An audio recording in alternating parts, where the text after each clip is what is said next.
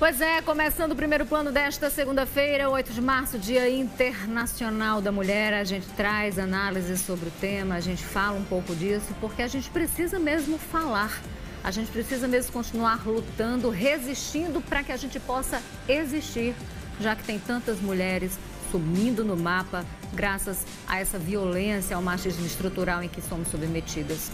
Vamos falar sobre isso. A gente fala também sobre a ampliação da estrutura hospitalar aqui. João Pessoa vai ganhar novos leitos de UTI, já ganhou alguns leitos a mais. A gente traz essa atualização para você em primeiro plano. E olha só, gente, a Paraíba bate o recorde de internação de pacientes com Covid-19. Uma pessoa é internada a cada 20 minutos na Paraíba.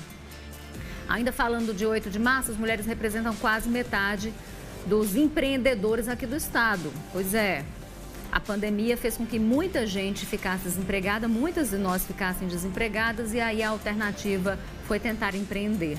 E na Assembleia Legislativa, inclusive, tem uma sessão especial hoje em homenagem às mulheres. A gente fala sobre isso, mas traz também detalhes do novo aumento. Pela sexta vez consecutiva, gasolina mais cara nas refinarias. Claro que isso pode chegar até nós, o consumidor final. Primeiro plano no ar.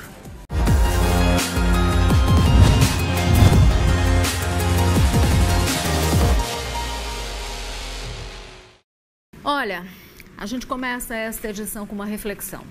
Parlamentos, municípios, estados, direção de grandes empresas. Apesar de minoria nessas esferas de poder, mulheres têm conquistado cada vez mais espaço no mercado de trabalho, no debate público e buscado aprofundar a discussão de gênero a partir da necessidade de políticas afirmativas e de inclusão. É um movimento, Primavera Feminina, que aponta para o desabrochar de um tempo em que aprendemos a dizer basta, né? Embora isso ainda não seja bastante. Há quem chame de empoderamento, que seja, só não é moda, não é uma mera palavra da moda, é luta. É um levante contra as relações de subalternidade que nos aprisionam, censuram, emudecem e matam. Essa revolução lenta, mas necessária, começou lá atrás, ainda no século XX, lá na Rússia, com a Revolução Russa, né, com mulheres que se opuseram ao sistema, à jornada de trabalho massacrante em condições de higiene insalubres, aos salários baixíssimos, e aí elas decretaram greve. Era o ano de 1917. Elas pediam unidade, apoio dos operários, soldados contra o regime czarista, né, absolutista. Foi essa mobilização, 104 anos lá atrás, que preparou o terreno para a participação que nós temos hoje, que possibilitou o direito ao voto feminino, que no Brasil veio só em 1932, inclusive, para mulheres brancas e casadas. Porque se a gente for estratificar isso, aí a desigualdade, dentro da desigualdade, é ainda maior, porque mulheres negras, solteiras, só puderam votar muito tempo depois, né? Só tiveram esse direito ao voto muito tempo depois. Mas foi esse direito, foi essa mobilização lá atrás que nos garantiu o direito ao voto, que nos tirou da mais completa invisibilidade e nos deu capacidade de reação à opressão. E esse movimento não pode parar, não enquanto mulheres continuam sendo assassinadas porque são mulheres. O machismo estrutural, radicado em valores perversos e permissivos com a violência, tornou-se ainda mais cruel com a pandemia da Covid-19. Em 2020, por dia, 5 mulheres foram assassinadas no Brasil. Esses dados são da pesquisa A Dor e a Luta, números do feminicídio, que foi trazida pelo Observatório da Segurança. Na Paraíba, só em dezembro de 2020, 8 dos 10 casos de assassinatos investigados pela polícia estão relacionados ao feminicídio. E isso precisa parar. Nossas vozes precisam de outras vozes. Há uma guerra pela vida, pelo respeito, por igualdade de condições e oportunidades que deve ser abraçada por mulheres, homens, independentemente de sua condição social, de sua orientação sexual, de seu partido político. Estamos falando, gente, de civilidade. Para além da Covid-19, precisamos combater o que a Organização das Nações Unidas, a ONU, chama de pandemia do feminicídio. É preciso, sim, combater ainda outros tipos de massacres. Aqueles que, quando não matam, limitam, nos inferiorizam, né? Inferiorizam mulheres ensinadas a competir, desde sempre umas com as outras. E quando algumas de nós replicam a frase, sou feminina, mas não sou feminista, mostram o quão aprisionadas estão ao conceito equivocado de emancipação e quanta luta ainda temos pela frente. Feminismo não é o contrário de machismo, tá? Não é supremacia feminina, não. Não é subjugação de outro gênero. Ser feminista é lutar por respeito, por igualdade de oportunidades e condições. Nós, mulheres, já fomos executadas como bruxas porque nosso conhecimento representava uma ameaça. Já fomos torturadas, escravizadas, vilipendiadas em nossa dignidade.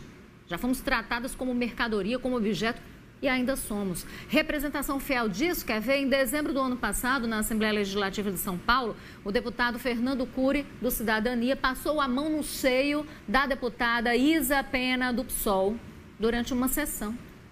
O assediador, pego em flagrante delito, foi afastado por 4 meses apenas. Uma pena atenuada pelo Conselho de Ética, corporativista, machista e omisso. O comportamento do deputado é produto, sim, desse padrão abusador que a gente não pode tolerar. Esse padrão abusador que pega sem pedir, que se ofende com um não. Logo, há muito trabalho pela frente para enfrentar isso, para avançar em educação, em conscientização, em legislação. O caminho da independência e da autonomia passa pelo trabalho. Então, avante, meninas, que esse é o propósito e que o tempo agora não é de trégua. Continuemos essa luta, resistindo para que a gente possa continuar existindo. E a secretária da Mulher de João Pessoa falou sobre este 8 de março, um recado pequenininho, mas a gente traz aqui para você. Quero abraçar todas as mulheres nesse dia especial. Hoje é o Dia Internacional das Mulheres. É dia de comemorar, de homenagear, de homenagem a essas mulheres guerreiras e batalhadoras. Que Deus abençoe vocês. Parabéns pelo Dia Internacional dos Direitos das Mulheres. Tá aí, Nena, grande abraço, minha amiga. Olha, a gente ia conversar inclusive com Lídia Moura, secretária da Mulher, da Diversidade aqui do Estado, mas ela ficou presa em um outro compromisso no Fala Governador, Rádio Tabajara, por isso não participou, mas a Lídia também, um grande abraço, porque ela tem feito um trabalho muito bom, né, de conscientização nesse sentido e de criação de políticas públicas que visam exatamente a igualdade, a oportunidade, a equidade.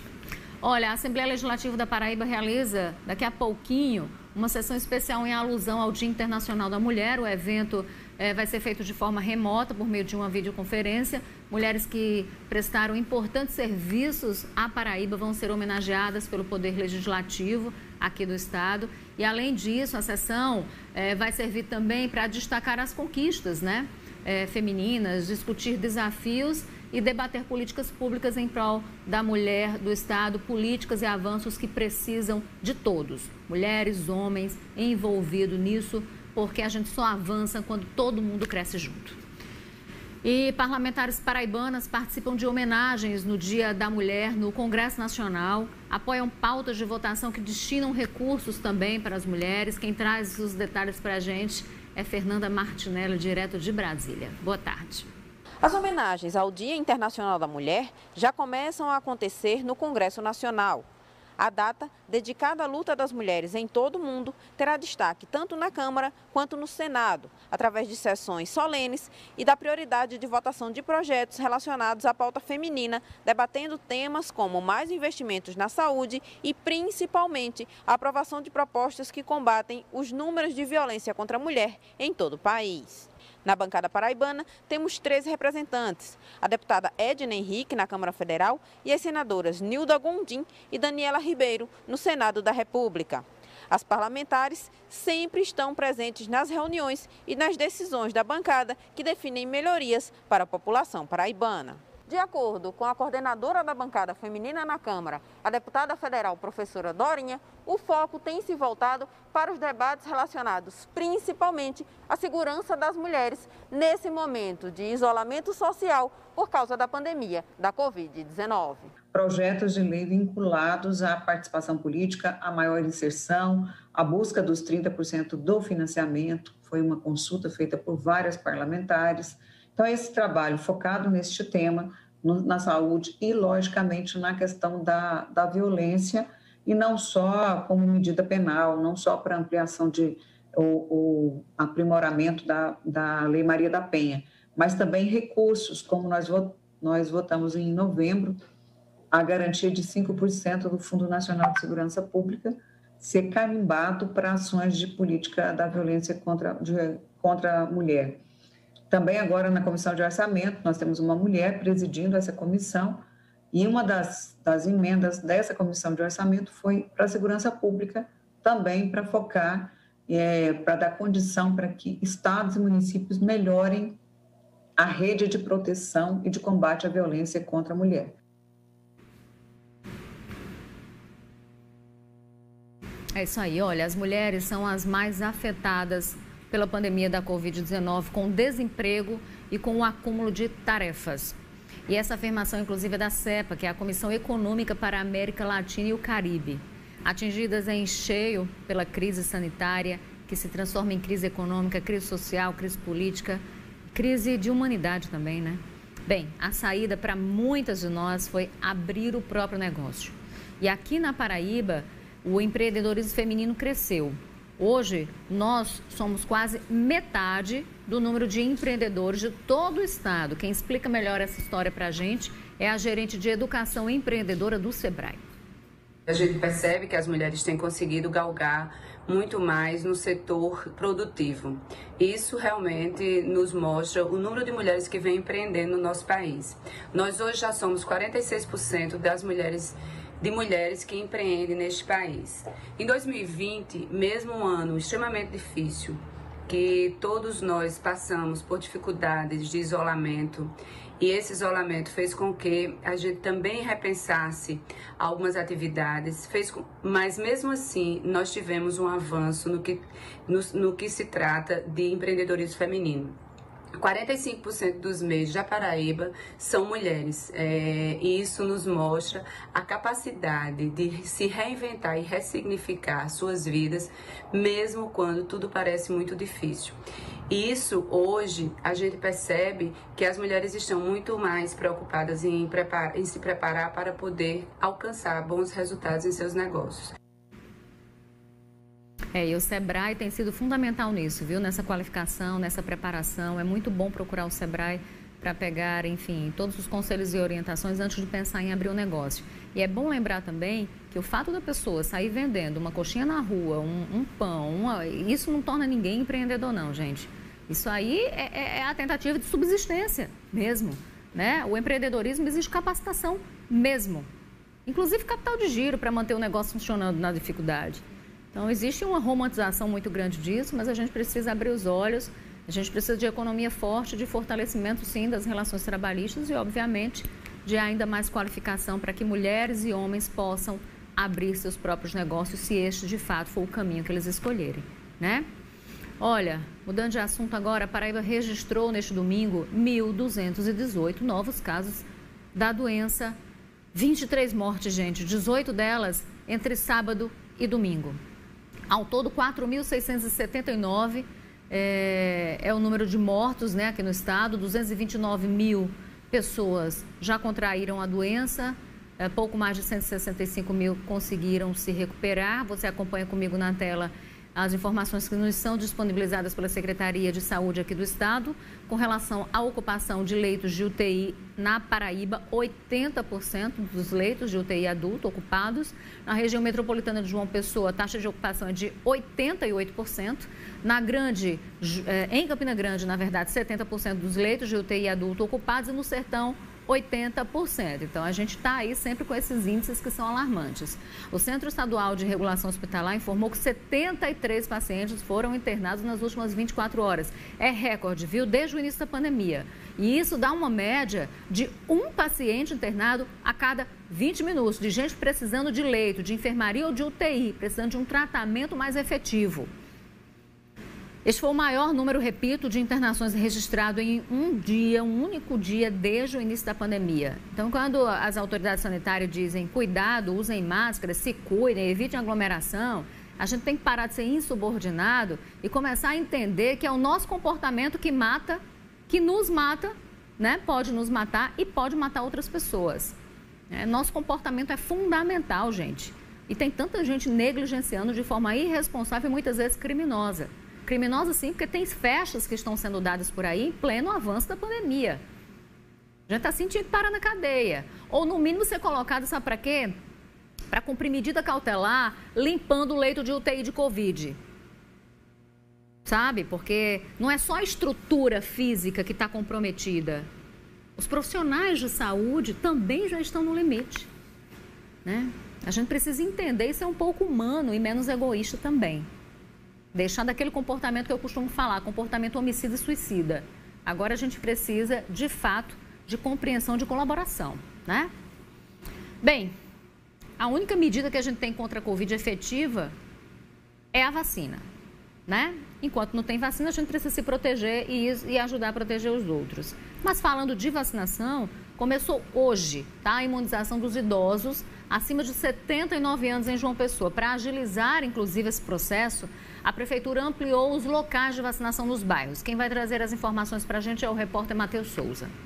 Dona Maria tem 79 anos e estava ansiosa para tomar a vacina contra a Covid-19. Finalmente chegou o dia, né? Chegou o grito, graças a Deus. Só falta o meu. Jesus proteja todos vocês. É que a partir de hoje, a vacinação foi ampliada para idosos que moram em João Pessoa. A partir de 79 anos hoje, e aí a gente vai descendo até os 75, que é na sexta-feira. 79, 78 amanhã, 77, 76 e 75. A previsão da Secretaria de Saúde é de imunizar pelo menos 12 mil idosos nessa etapa da vacinação. E quem vier se imunizar não precisa nem sair do carro, porque é do tipo drive-thru. A enfermeira chega e aplica a injeção e o idoso não precisa, nem sair do banco do carro. Além dos shoppings Manaíra e Mangabeira e do ginásio Ronaldão, que estão vacinando das 9 da manhã às 5 da tarde, outros 15 pontos estão disponíveis para a imunização dos idosos das 9 da manhã às 4 da tarde. 15 ginásios específico e prioritário para os idosos, onde eles vão chegar lá com a carteira de identidade apenas e vão se vacinar, tem cadeira para eles ficarem sentados, bem acomodados. A Secretaria de Saúde, junto com a Prefeitura, se preocupou muito com essa comodidade dos idosos. São ginásios de escolas municipais dos bairros das Indústrias, Distrito Industrial, Funcionários 1, Cristo, Colinas do Sul, Gramame, Valentina de Figueiredo, Mangabeira 4, José Américo, Bairro dos Ipês, Tambiá, Jaguaribe, Manaíra, Bessa e Tambauzinho, onde Dona Marizé foi se imunizar. Está mais aliviada depois de tomar a vacina? Estou feliz me presenteando, porque hoje é o Dia da Mulher. Verdade. É uma forma de me presentear. Ai, coisa boa é ver os idosos aí, cada vez mais gente conseguindo se vacinar, né? Bom seria se fosse ampla vacinação, mas que bom que eles estão se vacinando. Eu estou aqui na torcida, porque quinta-feira é o dia da minha mãezinha, de 75 anos, Dona Célia, se vacinar. A gente está só na expectativa, logo depois minha sogra, Dona Hilda, também deve entrar aí nesse bolo. E a gente fica feliz que pelo menos os nossos idosos começam, né, a tomar a vacina. Tantos outros não resistiram.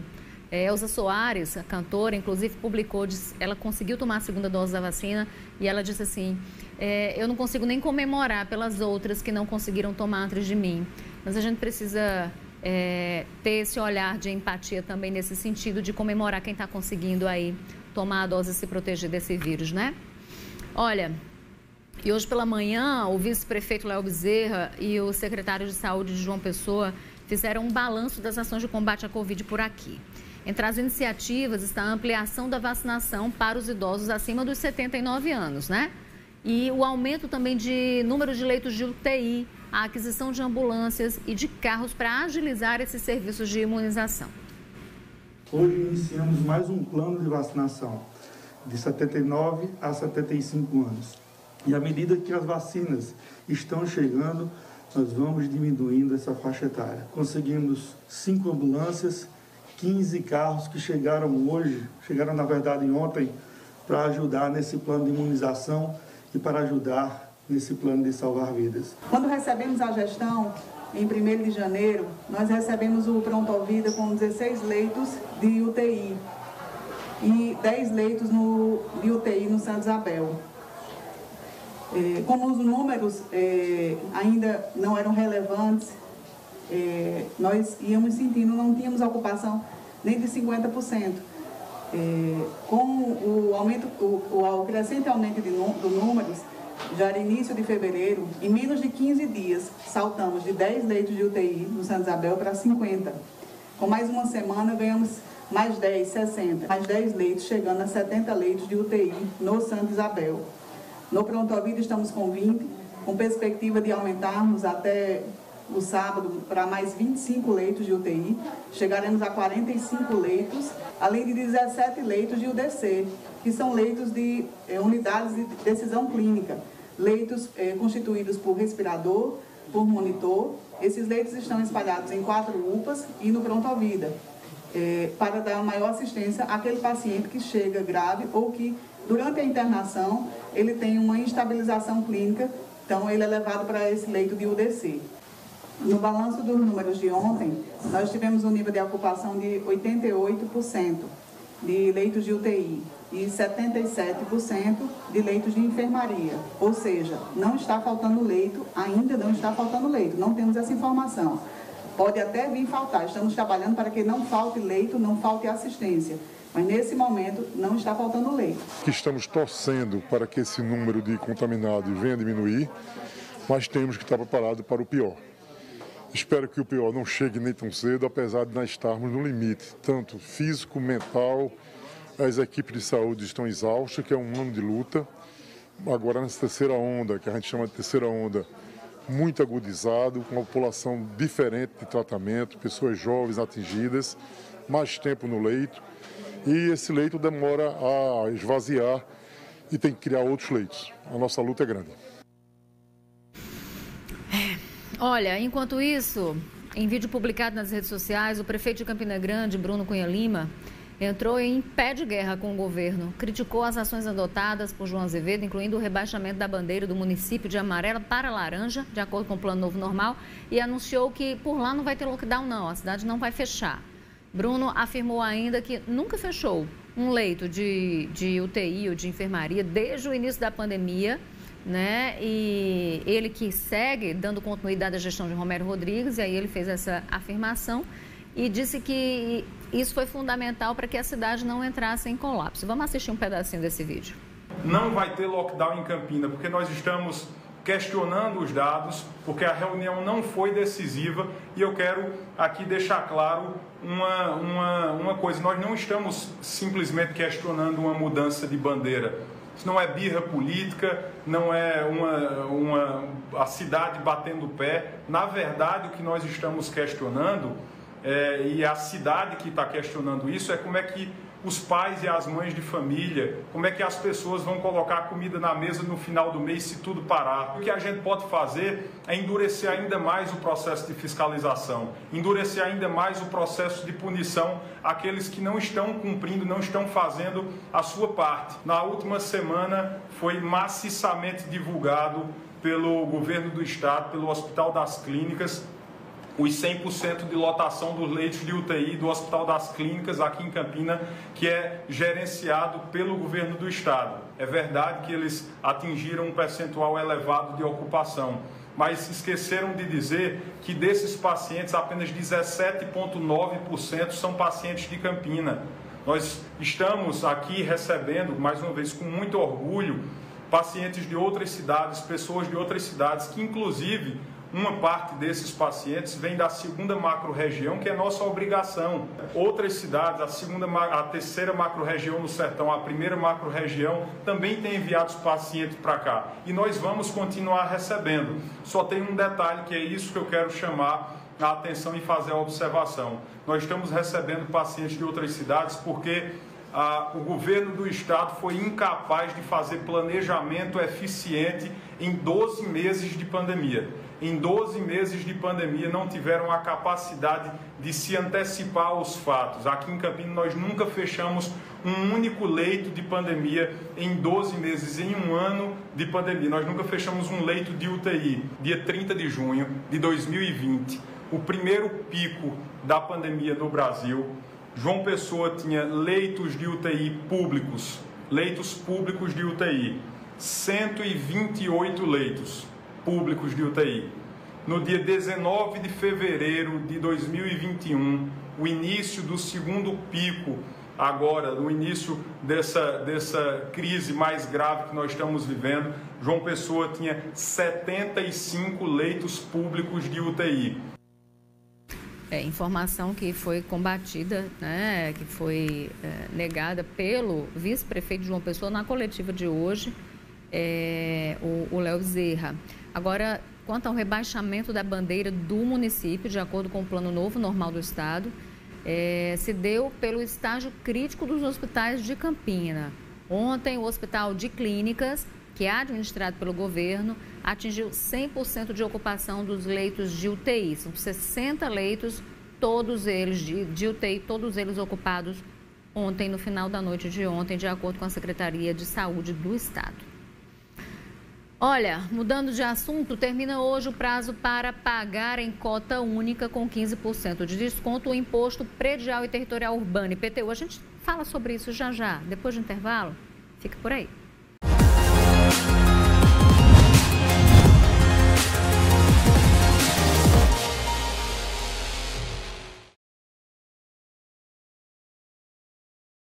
Olá, de volta, e eu trago notícias a respeito do IPTU, porque o prazo para pagar esse tributo com cota única, em cota única com desconto de 15%, né? Termina hoje, né? Para IPTU, para taxa de coleta de resíduos também a TCR, isso em João Pessoa, também vai ser o último dia para os contribuintes que decidiram pagar parcelado. Parcela, aí não tem desconto não, mas pode parcelar. E aí tem que quitar a primeira parcela hoje. Quem perder este prazo pode pagar em cota única ainda até o dia 8 de abril, mas aí não tem direito também ao desconto. Caso o contribuinte não tenha recebido os boletos em casa, aí o que é que pode fazer? Pode entrar no portal do contribuinte da Prefeitura de João Pessoa e emitir o boleto de lá, tá? E olha só, a Petrobras vai subir pela 6ª vez este ano os preços da gasolina nas refinarias. O preço médio da gasolina vai ter uma alta aí de 0,23 centavos por litro, né? De 23 centavos por litro, passando a ser vendido a R$ 2,84 nas refinarias a partir desta terça-feira, ou seja, de amanhã. Desde janeiro, o aumento chega a 54,3%. É surra no lombo, é pesado, né, gente? Já o diesel, a alta foi de 15 centavos por litro para R$ 2,86 nas refinarias. É o 5º aumento deste ano também aí relacionado a esse produto, tá? Acúmulo de aumento de 41,5%. Bom seria se nossos salários aumentassem também nesta mesma velocidade, né? A gente não perderia poder de compra. Mas, infelizmente, perdemos poder de compra, qualidade de vida. Enfim, o negócio está extremamente difícil. Assim a gente encerra, tá? Esse primeiro plano de hoje. Obrigada pela companhia. A gente volta a se ver amanhã. Espero que com notícias boas também para todos nós. Até lá.